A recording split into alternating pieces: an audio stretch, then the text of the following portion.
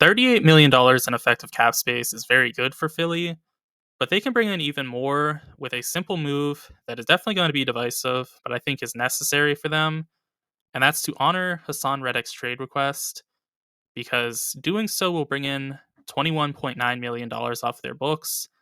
And additionally, of course, they'll get some assets back, such as some middle of the road draft picks that they can use to round out the rest of the team, because they are a very expensive team and they're going to need as many picks as they can to be budget players with all of their great players being under contract. But what makes sense on the football field as well is the fact that Reddick was 15th out of 122 edges in pressures, which is obviously great, but Josh Sweat and Brandon Graham are both arguably better for the money, as Sweat was 14th in that stat and makes half as much as Reddick does. And Graham had an 11-point higher PFF grade and is expected to make $3 million dollars or less than a seventh as what Reddick will be making. Yes, Graham is not a full time player anymore, but he's a great rotational guy still. And they can expect Nolan Smith to be a contributor, hopefully, this upcoming year, which he wasn't this past season. And they also have one room for one addition too that I think will really help their room as well. And that addition is to bring in Bryce Huff on a 3-year, about $16.7 million deal.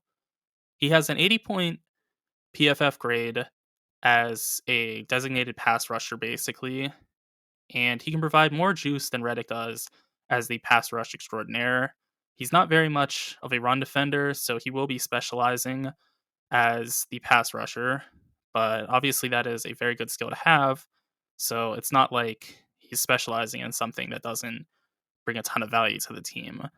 And what's more is the fact that at 26, he's younger than Hassan Reddick is as well.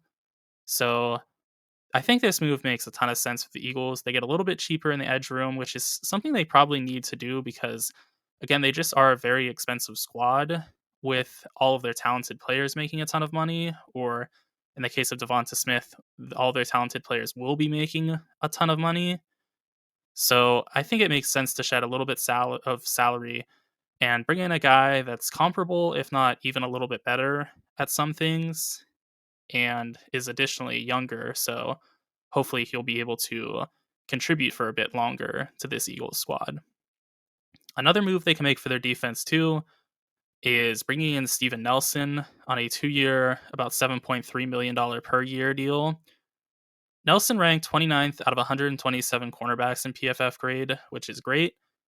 And additionally, he is a perfect fit for the new look Philly defense that has Vic Fangio as the defensive coordinator, because they will be playing a lot of off-zone coverage, which is Nelson's specialty. So I think Nelson will be at his very best, and Nelson at his best is a really, really good corner. If James Bradbury continues to struggle like he did this past season, this move is an absolute must. So I think this is really good value for the Eagles, as it's the combination of need and fit basically perfectly, and it's not expensive at all.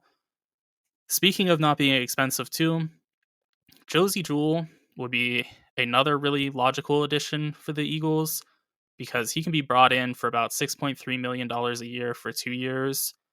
And for a guy that can play the run and pass at a high level, that's exactly what the Eagles need. He was exactly average, according to PFF grades, ranking 41 out of 82 linebackers this past year. And what's more is he could be the green dot communicator for the defense as well, like he was in Denver. And additionally, he was a leader of the Fangio defense in Denver as well when Vic Fangio was a defensive coordinator for them. So they have experience working together, and I think that would really bode nicely for the Eagles.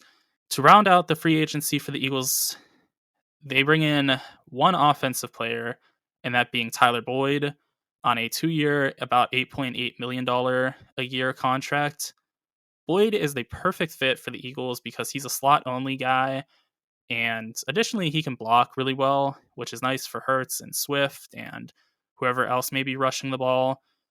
This year was a bit of a down year for him, as he only posted 670 yards, but Burrow was ineffective and hurt, and Boyd still remained a solid third option, which he'd also be in Philly as well.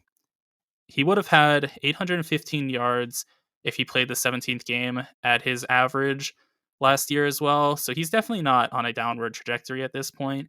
He just wasn't in the best system for him this past season, which again, he still had a solid contribution. These are my thoughts on what the Eagles should do in the offseason. Be sure to let me know what yours are in the comment section below. And also be sure to like and subscribe for more NFL content.